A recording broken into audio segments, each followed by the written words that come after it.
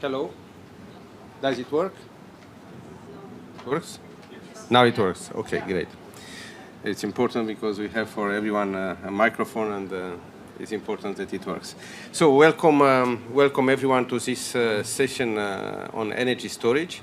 It's the last day of this huge event on research and innovation, which I think for each of us was quite an impressive setting, and with a huge participation, which shows also the interest of all stakeholders in research and innovation nowadays, which is very important and welcome. On energy storage, we'll have this session today. I'm very pleased also of the interest of the people in this room. It's a couple of years ago, and not so many years ago, 2 years ago, there were still people wondering, do we really need energy storage in the energy system? And if we need, what is it? Do we, when we speak about energy storage, what is this? Also coal reserves, also gas reserves? Do we have pump hydro? Why do we need something else? Are batteries effective? So this was the type of questions we are still getting, and Patrick may say something more about this just a couple of years ago. But then we realized that a number of technologies have developed very fast. And the one which is a game changer and actually is the main driver for what we understand today through energy storage in the electricity system is renewables. Let's face it, last year we had over 30% electricity from renewables in power generation. We estimate to have 55% by 2030 or even more, if we will be more ambitious with the new Green Deal announced by the President-elect. And we will, in any case, if it is to go to a carbon-neutral economy, and as we have made a long-term decarbonization strategy, have to go towards over 80% renewables in power generation by 2050. So it is in this context, it's clear that it's important to see also how we integrate these renewables best in the energy system. This is one of the major issues we have to address, and which we have started already to address through the clean energy package, the most important pieces of legislation to implement the energy union so far, and in which we have addressed energy storage, first of all, in the electricity directive, with a definition which now is not only power to power, but it's also power to X, power to hydrogen, power to gas, power to heat. So at the same time, we have looked at first aspects for sectoral integration in the renewables directive, in particular through the e-fuels, in transport.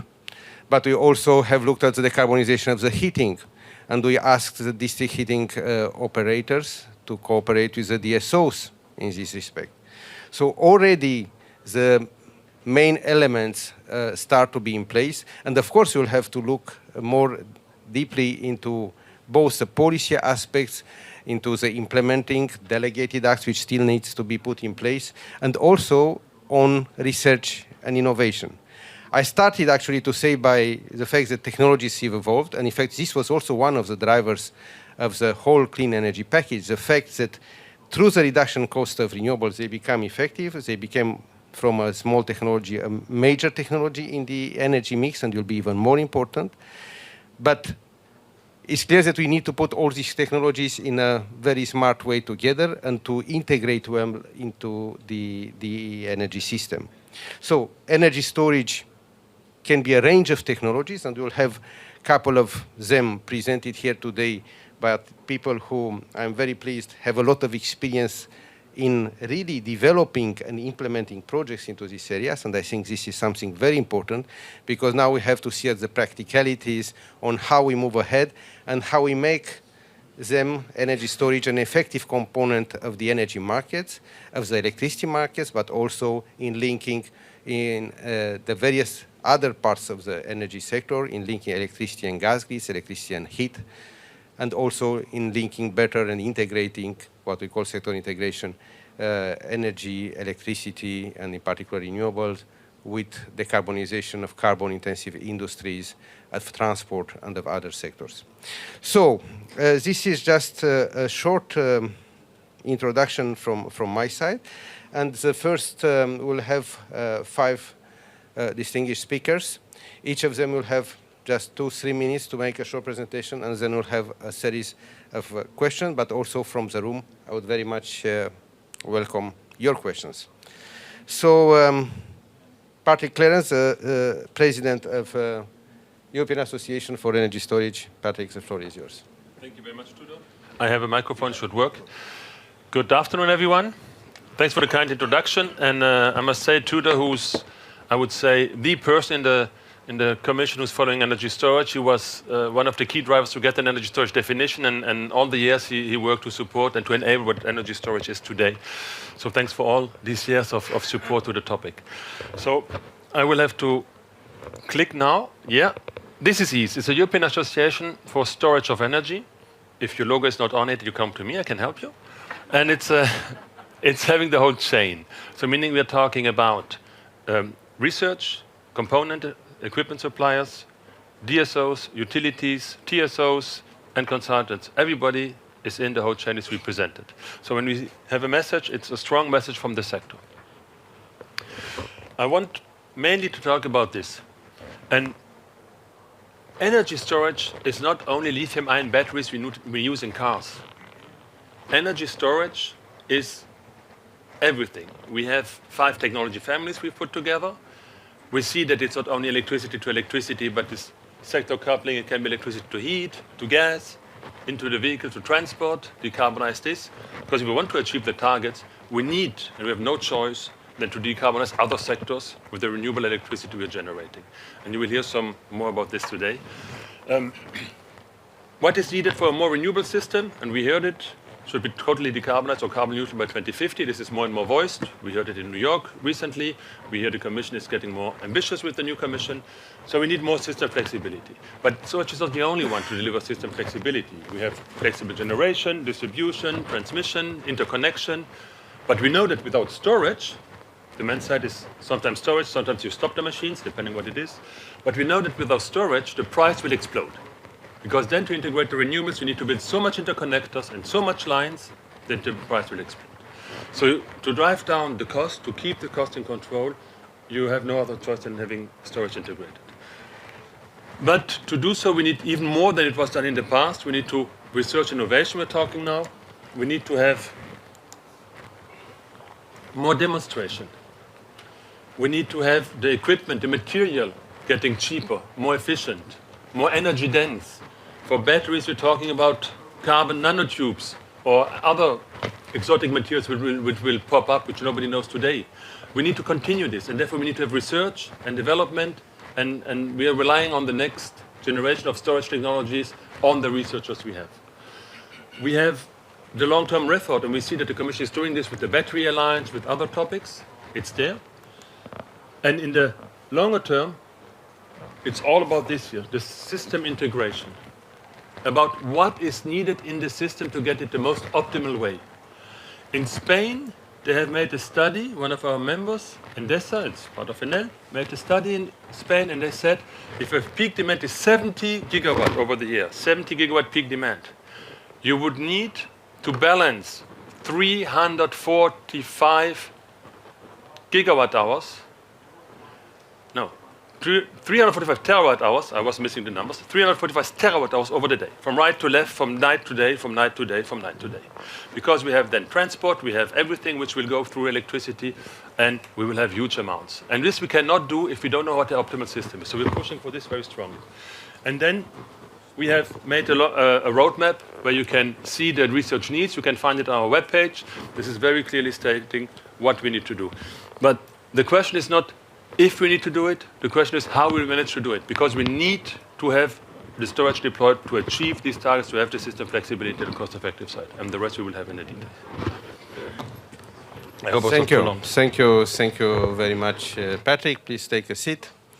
And I think you pointed to something very important, and this is actually also for me is a question. If we look an arc in time, with some 20 years ago, the most efficient energy systems, which were made, for example, including district heating and so in Scandinavian countries, were based on a system, integrated sector planning, called at the time, even promoted by the US at the time, including DSM, integrated sector planning. Now we move from this integrated sector planning, an arc in time, to sector integration. And what is actually the difference between the two, we have to see also together. Now, next presentation, I have here on my list, I'm very pleased, Mrs. Hedge Brande from Norway. She has a lot of experience both on research, but also understood on a lot of major companies, and in particular on technologies related to hydropower, which of course, for the time being, we speak a lot about energy storage, but we have to acknowledge that more than 90% everywhere is hydropower. So please tell us your perspective and how you see that these things could develop into the future. Thank you very much. I'm also very pleased to be here today. And I'm very happy to see the word flexibility on your slide, because that's basically my claim is that when it comes to storage, that's inherently a challenge regarding to flexibility. In order how now to integrate both different technology into the energy system, but not only different technologies, also different sectors. I think that the fact is that hydropower might also what I see is that hydropower sometimes is kind of the hidden gem in the energy system. It is taken for granted in many ways. Still, it is renewable, and as you said, 96% of electrical energy storage in the world is actually hydropower reservoir, water reservoirs. And I think also it's important to note that both in Nordics, of course, and Norway, where I come from, hydropower plays a huge role. But also in Europe, it's representing more than 50% of the renewable electricity generation. And the same goes globally. So it's a huge potential that is already tapped. There are huge assets out there, which is already built. It's operated. It is also aging. At the same time, we see that the huge potential for new development of renewable is within hydropower, and it is outside of Europe, in Asia, Africa, South America. In this regards, I think it's important to see hydropower as an enabler for system integration, for a fast and resilient and safe transition. It is basically, in the Western world at least, such as in Europe and North America, the backbone of the energy system. So in that sense, I think it's important to take into regards both the storage potential and capabilities of hydropower, and also the huge flexibility that system is providing. And see how we need now new innovation and new research, also within what is maybe regarded as a conventional technology, in order to meet and facilitate a fast and good transition towards the clean and renewable energy system. So just to say for a final sum up is that the R&D to find these solutions is still needed. And the innovation and exploitation of these existing huge assets is also needed. And I think both the basic research and also the applied and innovation activities is something that we need to have a lot of focus on going forward.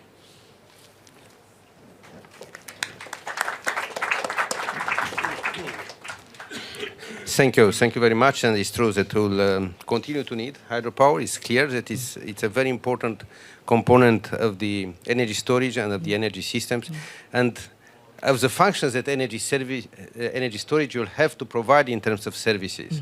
Because one should also think into the future. If we really move into a decarbonized world, and decarbonized power generation system, the real challenge would be how do we decarbonize the backup capacities as well. So, and then storage will have to have a function also on this. Boom. The next presentation, which I have here, is Mr. Mitch Hein. He's CEO of Electrochea from Germany, and also representing the Store and Go project, a very interesting project. I'm sure he will say something about it. And he has a lot of also experience from several parts of the world, including in particular Canada and US, now working in Germany. So please, the country with the biggest needs for storage and also advancing most on different storage technologies. So the floor is yours, Mitch, please. Thank you. Are we working here? So Tudor, first of all, thank you very much for the invitation to participate and for the introduction. I'm Mitch, I'm from Electricea, and I'll tell you what we do first and then maybe why. What we do is what's called biological methanation. We have a catalyst that's a naturally occurring organism that came out of a hot spring. It's about 3 billion years old, not the hot spring, but the organism.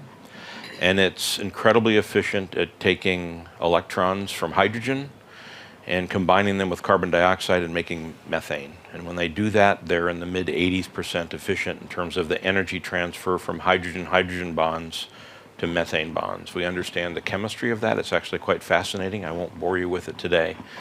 And that's the big circle on the bottom, which is methanation. And we believe that this methanation technology, as well as others, that there are chemical methanation technologies that provide the same function, that can take renewable electricity that we're producing in abundance, and we hope to produce in greater abundance from the power grid, and combine that with carbon dioxide that we normally have in our carbon cycle, and use that to carry energy as methane in the natural gas grid, which you see on the upper right.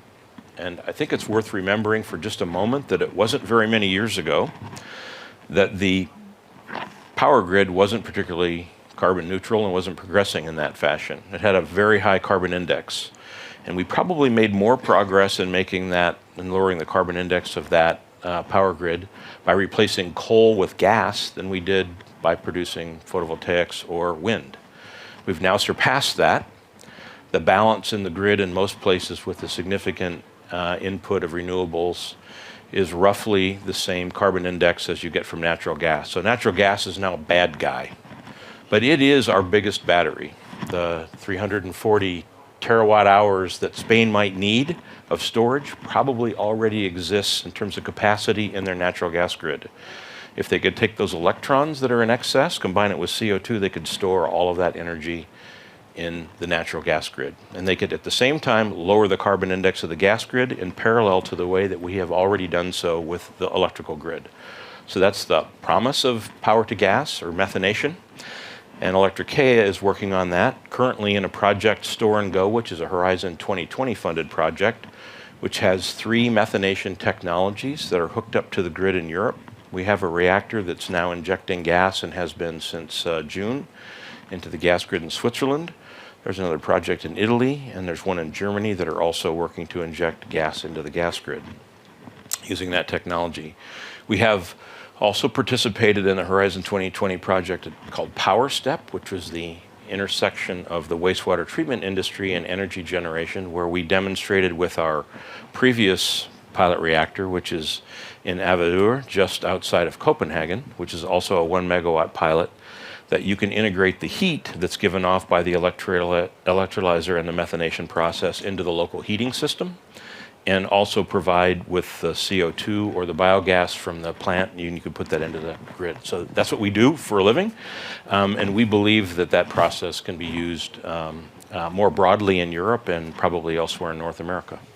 So I'm happy to answer questions about that later. Thank you, Mitch. Sorry for the signs. We're just showing there are still people trying to get into the room. I said, take advantage that these places get filled in. So there's 3 in front and one here. We are only happy to have more people interested in storage coming and joining the discussion here. So, well, thank you, Mitch. Of course, this is a very interesting pathway for enlarged energy storage and for large amounts of energy storage for integrating large shells of renewables. It's definitely interesting. Now, I would like to move to the next presentation, which it is somehow related because you went directly from hydrogen to synthetic methane, but maybe there are also other options in getting to this energy storage large-scale solution for sectoral integration and sector coupling. So I'm very pleased to have Mrs. Els de Wit from the Dutch Ministry of Infrastructure and Water Management. She's also following very closely, I understand, the Alternative Fuels Directive and all the infrastructures and the vehicles. And now we know that there are also for transport a number of solutions, and maybe some were not exactly what we thought before, because we see also all technologies have developed, and battery electric vehicles in cities, we see them everywhere. We see even trottinettes and other things. So, but we also need longer distances. We also need buses. We also need corridors and heavy duty and railway system, which sometimes is difficult to electrify. So, please. It's a lot I think you can share with us, especially in a country which is leaning on, I think... also your microphone. So we'll do a microphone sharing system. Thank you very much for inviting me. Thank you very much for being here. I think it's very exciting. I'm a bit the odd one out, I think. I'm the personification of sector coupling here as we stand, because my colleagues in the Ministry of Energy in the Netherlands are, of course, the ones responsible for the energy system. And I'm from the Ministry of Transport. That's in the Ministry of Infrastructure and former Ministry of Environment. And we have done, a couple of years ago, a big vision in the Netherlands, where we said from transport side, we need to decarbonize. And not just the passenger cars, not just the trottinettes, the two-wheelers as we call them, but also aviation, shipping, buses, long-haul trucks, the whole lot. Because our ministry is responsible for the transport sector in its entirety. And together with 300 stakeholders, we made a sustainable fuel vision, because we feel that if you say something to the sector that runs our goods from A to B on a daily basis 24/7, and you say you need to decarbonize, you also need to show a pathway what it is that they can use. So in that whole vision that we also did it with energy suppliers and now also with decentral authorities. And that whole vision became the basis for our action agenda now under the new climate, the Climate Act that has been developed, is in development in the Netherlands. We have a new climate agreement, as you may know, just before the summer that was reached. All sectors in the Netherlands have pledged to considerable reductions. We're very happy, of course, with the European numbers, but as you may well know, we're small, but we're very ambitious, so we would like to see more reduction in the Netherlands. And for the transport sector, that amounts to, that we really go down. We really have to decarbonize in the end in 2050. And if you see all the graphs, and I still also have the graphs of aviation and maritime still exploding after 2030, having a big growth spurt, then we really, really need to go all the way almost with electrification of the entire system to some extent. So that is what we have for various modes. We have different alternatives, but the main driver really should be decarbonization. And that means that you have to include a battery, that you have to include hydrogen, all sorts of new fuels are needed to power all these different transport modes. What we have agreed just before summer is that all new car sales in the Netherlands from 2030 onwards will be zero emission. We want 2 million zero emission cars.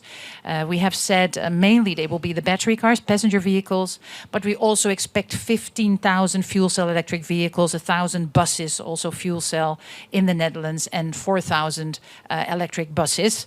We need to also decarbonize 5,000 inland ships. We're now running test pilots with Heineken to see what we can do in the form of small battery systems on small routes. So it's not the big guy that's going all the way to Basel yet with the ship. We're also running pilots in maritime and slowly also creeping into aviation sector because, something needs to be done there. So that's a challenge. So in order to do so, we need renewable energy. And so we're pushing for, together with colleagues, for more renewable uptake in relation to transport. And we were part for the past 2 years. They're very exciting. We're almost closing down. We're working with a lot of partners on that, on a synergy call coming from Horizon, but also coming from 10A money, because we believe that the sector coupling, that's such a fancy word. I think we really need each other. We, at the point in transport, are now ready to receive more renewable energy. In the Netherlands, for instance, we have, I don't know whether you flew into Amsterdam, but we have a lot of taxis there now at the moment that are running on electric. We're doing massively with the buses. They also want inner city zero emission city distribution. So we have a huge demand all of a sudden for electricity in one particular spot in on our electricity grid that's rather old. So Amsterdam has experienced some problems. So we need to really overhaul the system. And what the Netherlands is finding out now, that not all the sectors have the same timeline as the energy system overhaul. And our timeline in transport is very ambitious. So I have goals in 2025 and 2030 to actually have zero emission city distribution. And for the buses, it's 2025. So that leaves me with 5 years, and I have to still do 4,500 buses and power them somehow. So we need you, we need all the people from the energy field to give us that renewable energy. And the project we're working on together with all the partners is called TSO 2020. It's from Horizon funding as well. And we're actually taking off, we're reusing renewable electricity, storing it into hydrogen with electrolyzers. And in that whole process, create new value chains, connect transport up to that energy system, because everything is so expensive. A fuel cell bus was, a couple of years ago, 6 times as expensive as a normal diesel bus. Now, because of our initiative, Zero Emission Bus, the price has dropped in the Netherlands to 3 times as expensive. The electric bus is now 1.2, 1.3 times as expensive as the diesel, coming from 3 times as expensive. So we see the price drops, but it's not going quickly enough. So we need to connect up to the price of the energy also in that system to connect that all up. So, exciting times, an exciting challenge for transport, and looking for ways out and cooperation across sectors and across the board.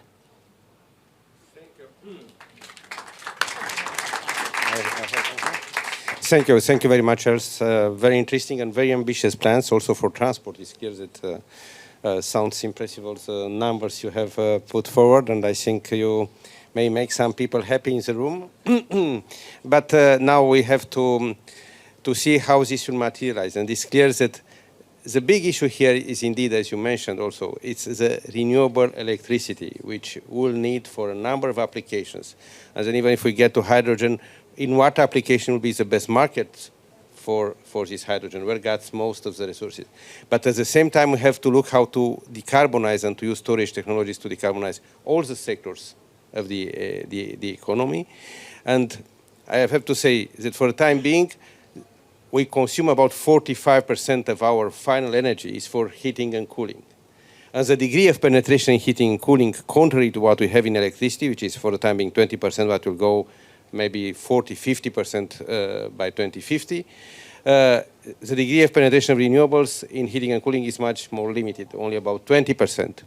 Now, the issue is when we are going to have an energy system in it, which is a final part of energy is electricity, 40–50%, and a major part of it will be renewable. Can we make use of this to decarbonize also heating and cooling needs or transport needs? So, and now we'll touch on an other important part, which is actually the issue of thermal energy storage, but also maybe concentrated solar power, because we have a speaker who has a lot of experience and installed and contributed to his installment of plants across the world, from South Africa to Saudi Arabia to Greece to Italy and Morocco. So I'm pleased to have Michael Greyer now speaking about thermal energy storage. Please. Yeah. Hello? Okay. Yeah, first of all, thank you for inviting me here. And I really think we are coming from Stone Age and we arrive now in Store Age. And so far, storage or electricity storage is always thought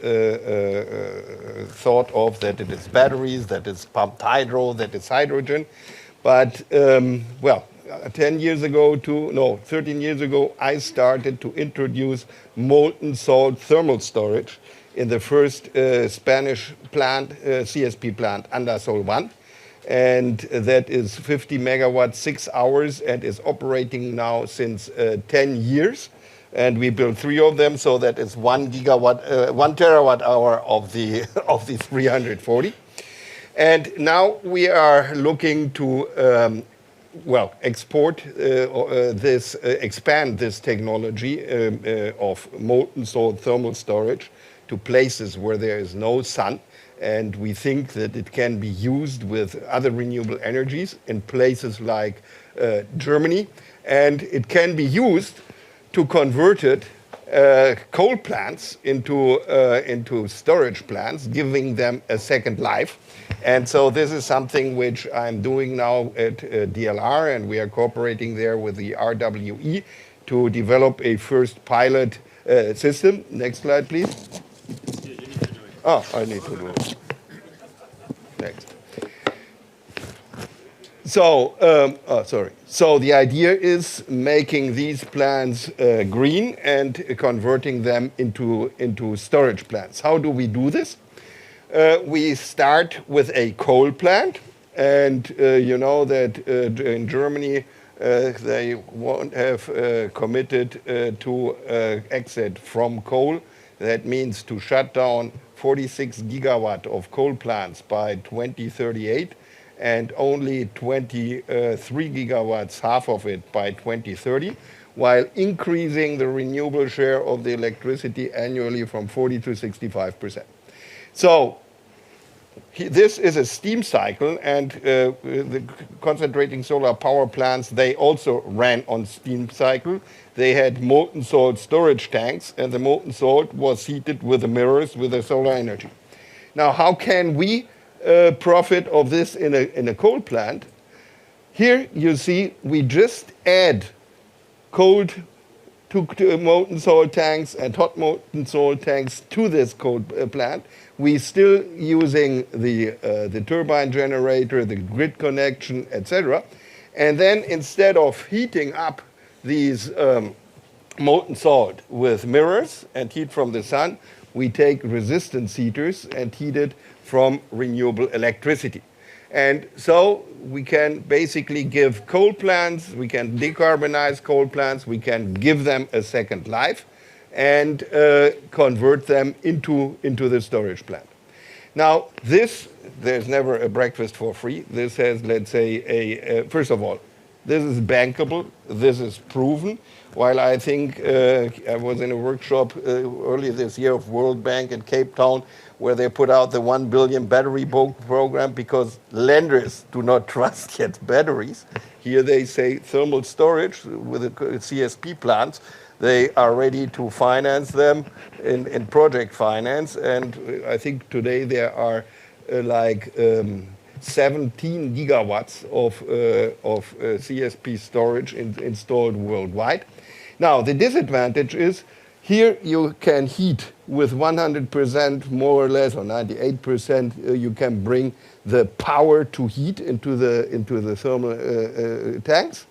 But then with a steam cycle, you do the heat to power with a 40%, 42% efficiency. So your charge-discharge, it's 42%.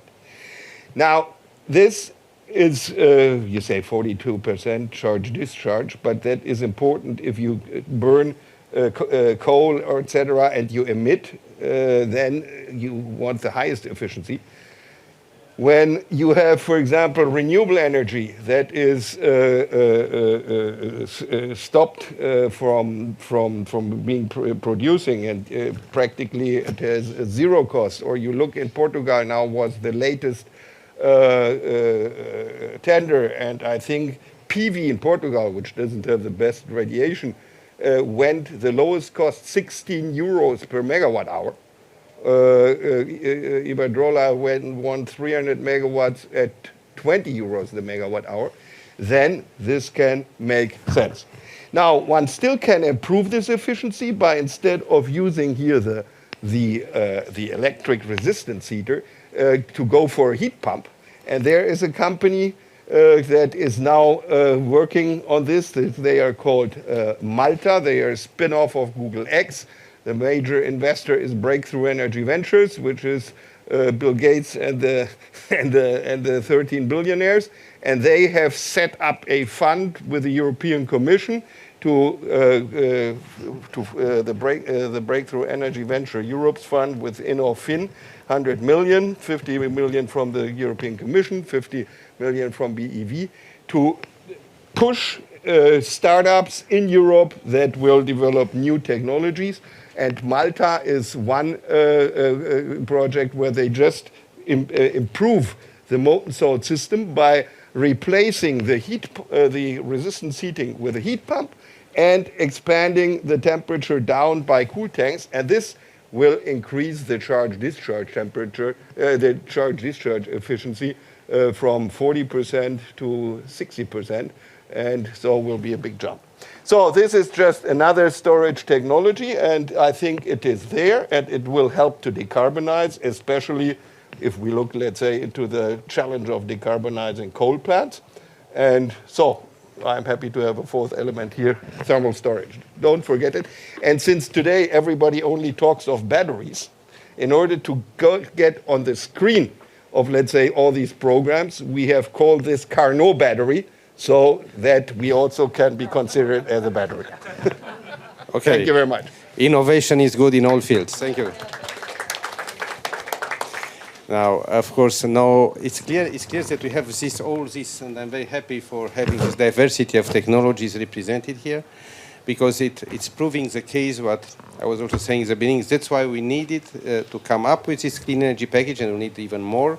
As technology advances, we have to keep up and to have a regulatory framework which is actually able to integrate the technologies we have at our disposal in a cost-effective way and to serve the long-term objectives we have in terms of decarbonization. This is indeed very important. We made, I think, very important steps, but I would like also to hear from you first, what do you think, and from your perspective, what is the main development for energy storage coming from the clean energy package, and also what would be your additional suggestion for the future?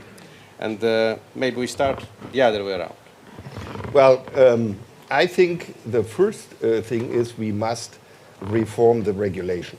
Today, I think there are no profitable business cases for none of the storage technologies, because if you go to the member states as a storage technology, you are on the one hand side an energy consumer when you are charging, and you have paid practically all the taxes the energy consumers have to pay, which are transmission charge, which is I think the share on the renewable energies.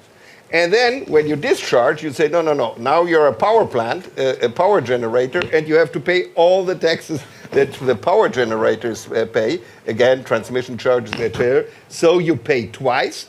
And this, let's say, makes it difficult that a storage of any kind, let's say, as an IPP, like as a PV project or anything, finds a bankable business case.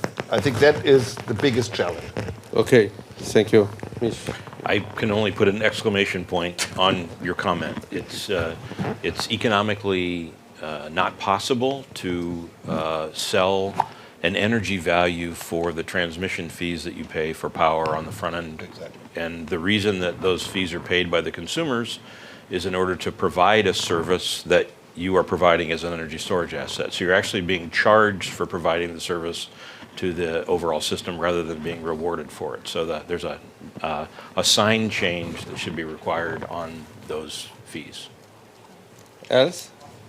Yeah. Also, in agreement with that, we see it in the pilot projects, also in Utrecht, where we're trying to do from the cars also renewable delivery to the system again.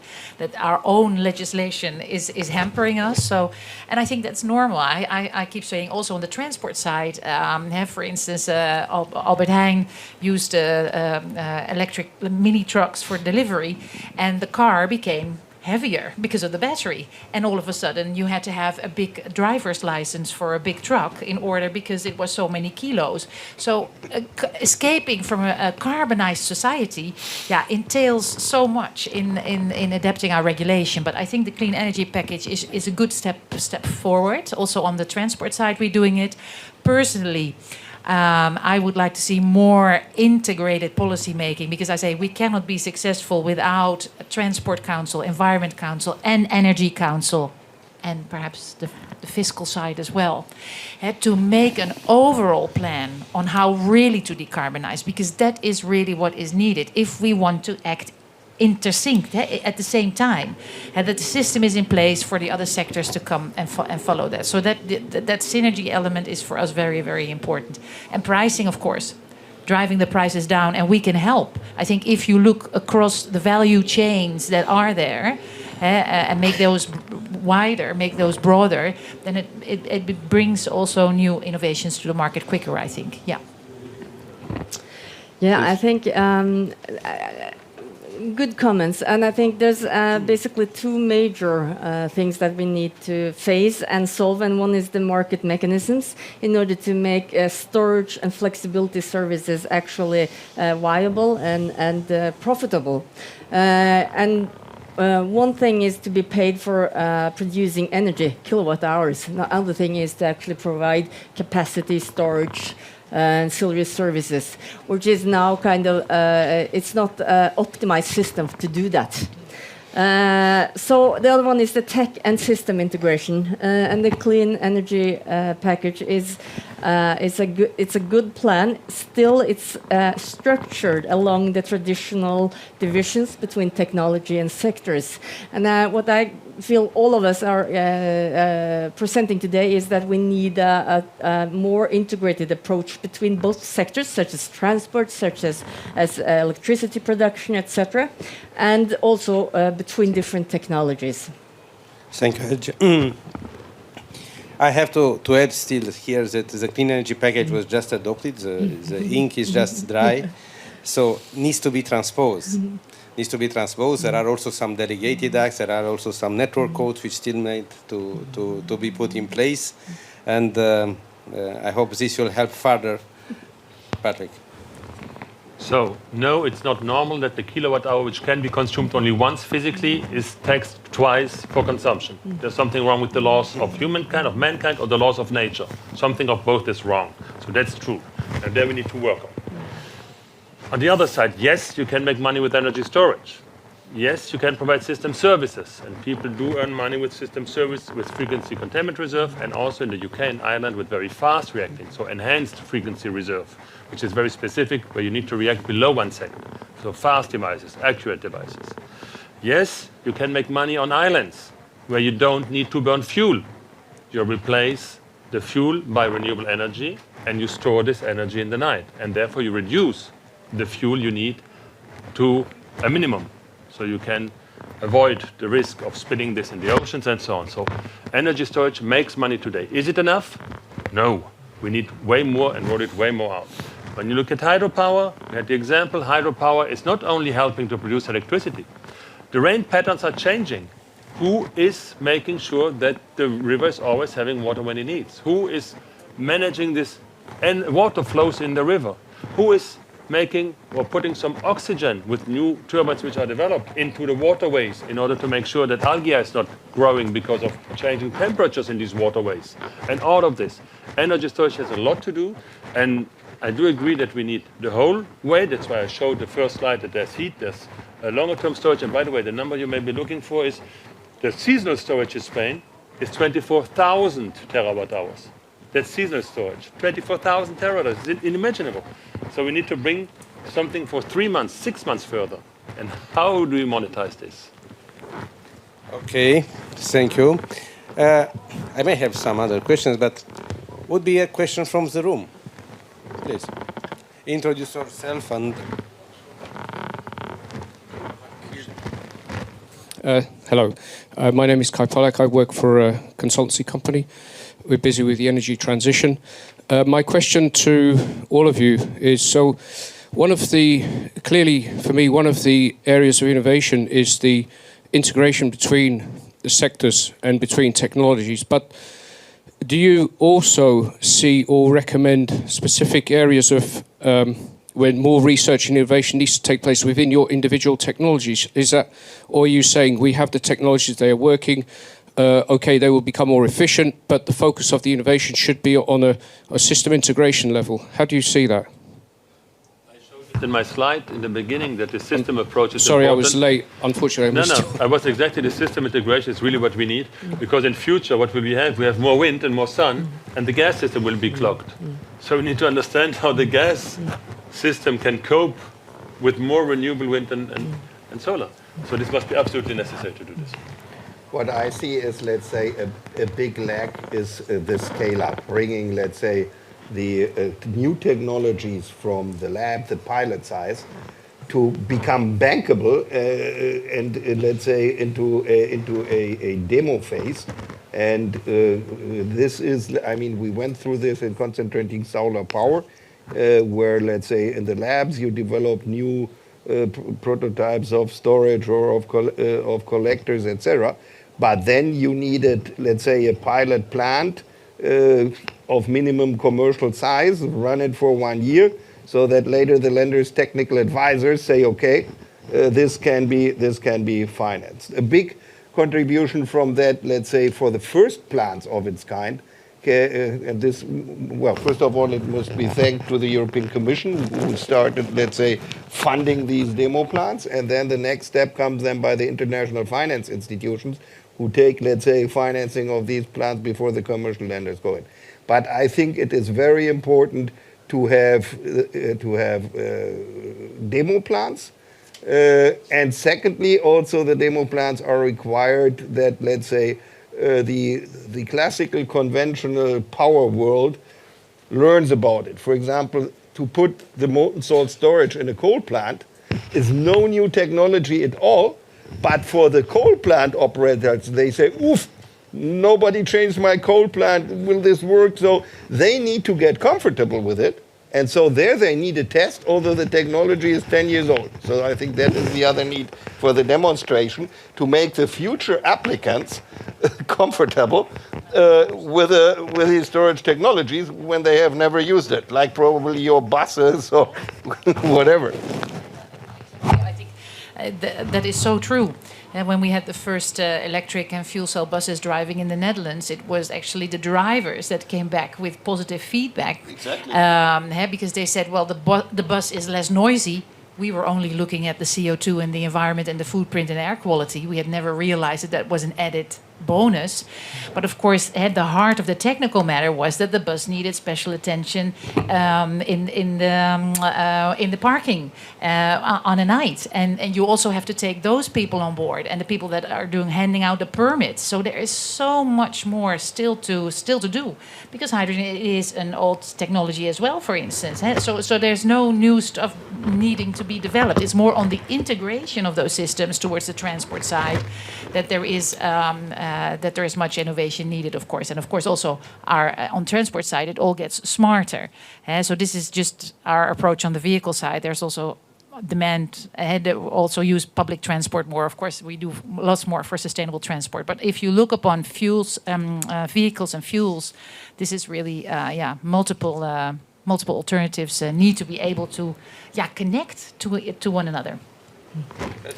Yeah, and from the hydropower side, of course, that's mature technology in many ways. So the basic technological innovation is more maybe incremental, even though there I think Patrick was pointing to some innovation that's still needed in order to implement it properly in the future system.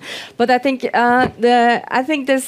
we need to shift from a discussion where you sometimes feel that there's a competition between different technology, whereas they're new or not, towards where is the optimum place for that technology, which is more the system discussion. Is that, yes, of course, molten salt is viable and relevant in that part of the value chain. And of course, we also need to see the source and production of storage and flexibility and energy in relation to what applications we are needing them for, which is then back to, is it talking about electrification or decarbonization of transport? Is it talking about agriculture, or is it talking, etc.? So we need to see both the application side and also the production side, and in between there, I think there is a basket of technology innovations and technology needs in relation to policy making as much as the technology itself, and then to find the specific spaces where it is the optimum place for that technology. I think the biggest risk that we have seen in our experience is a combination of financial and I would say reliability risk, that the actual deployers of technology that we're talking about are by and large utilities which are responsible for the stewardship of large-scale public assets, and they can tolerate very low risks, either financial or catastrophic failure. And so the ability to finance projects that work at the scale that matter to them for relatively small companies or for high-risk capital is really a challenge.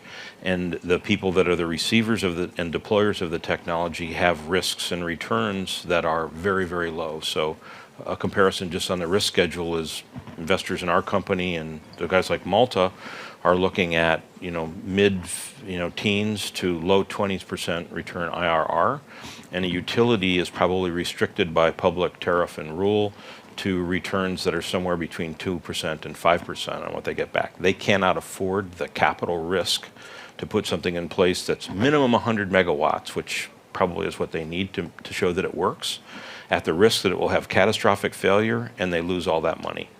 So the ability to find a mechanism that's a publicly funded mechanism to alleviate that risk and provide that scale to prove that it works is probably the biggest barrier that we see.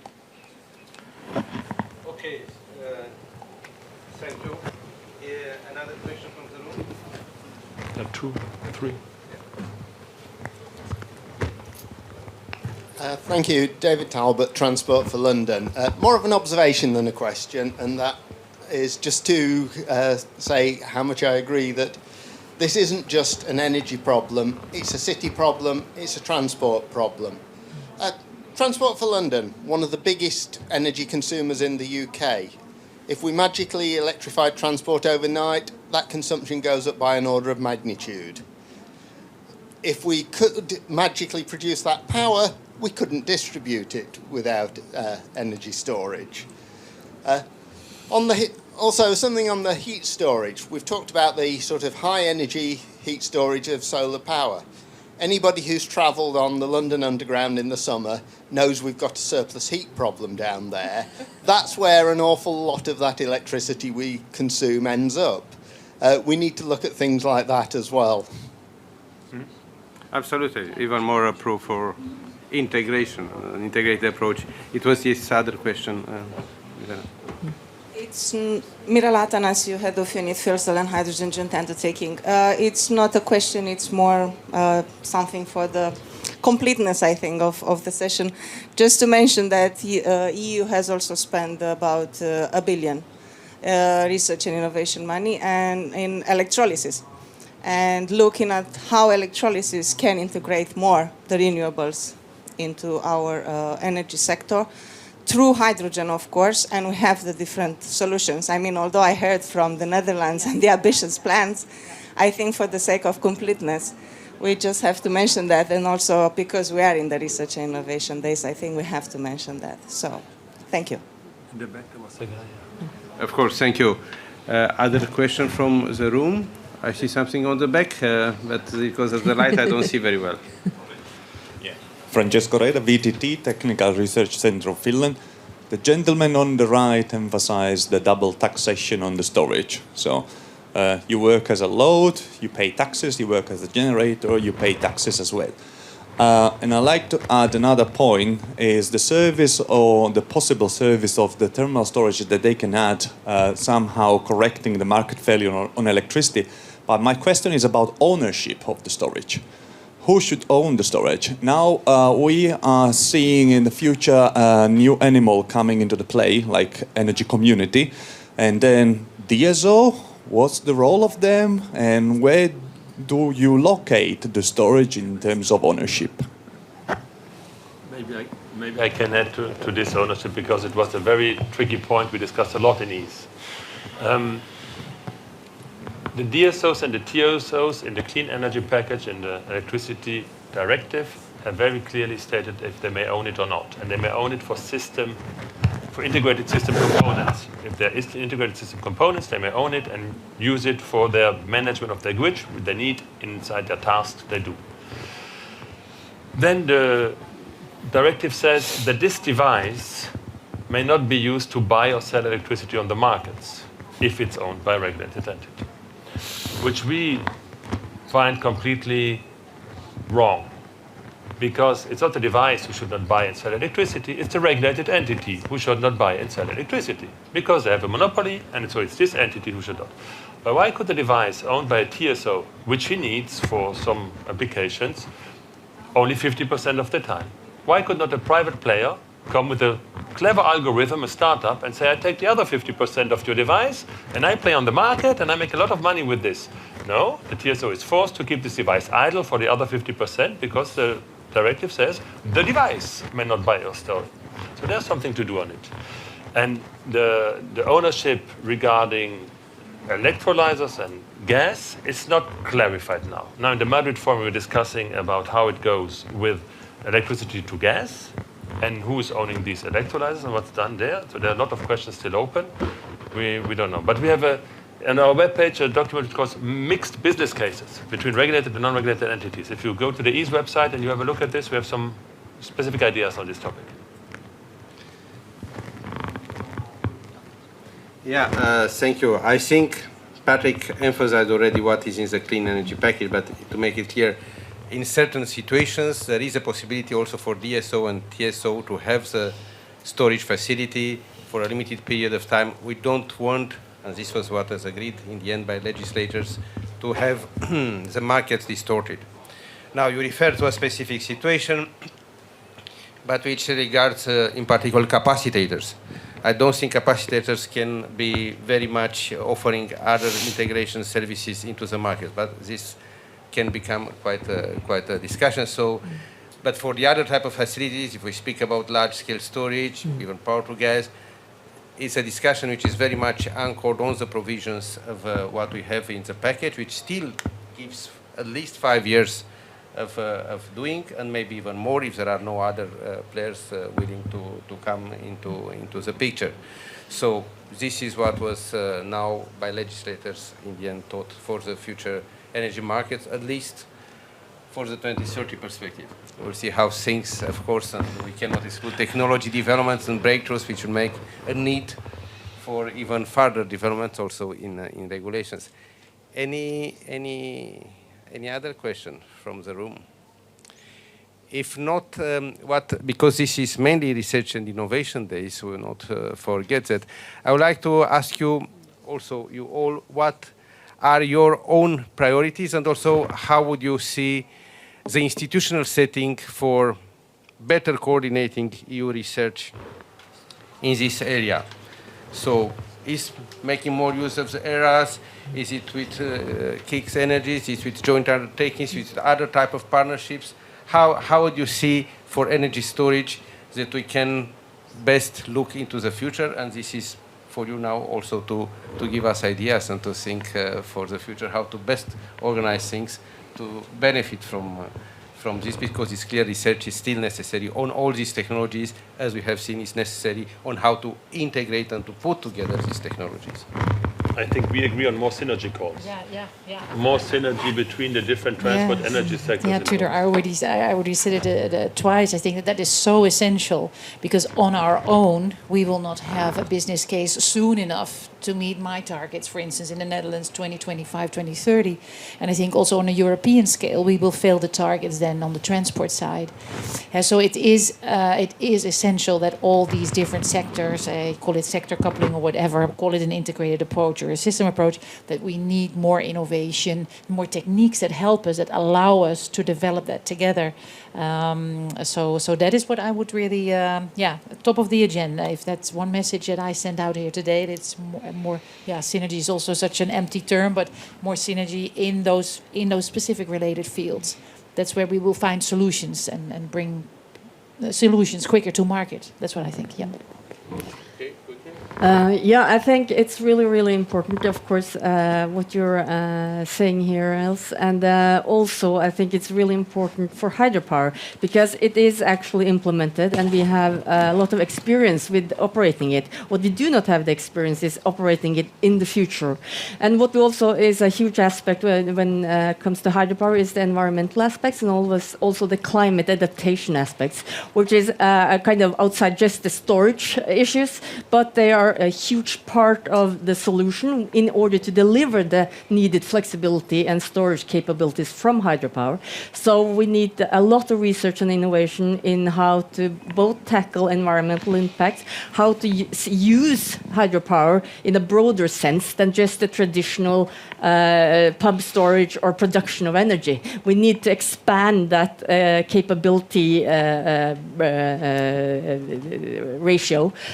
So that's kind of the real R&D and innovation needs, I think, when it comes to hydropower. Thank you. Michael?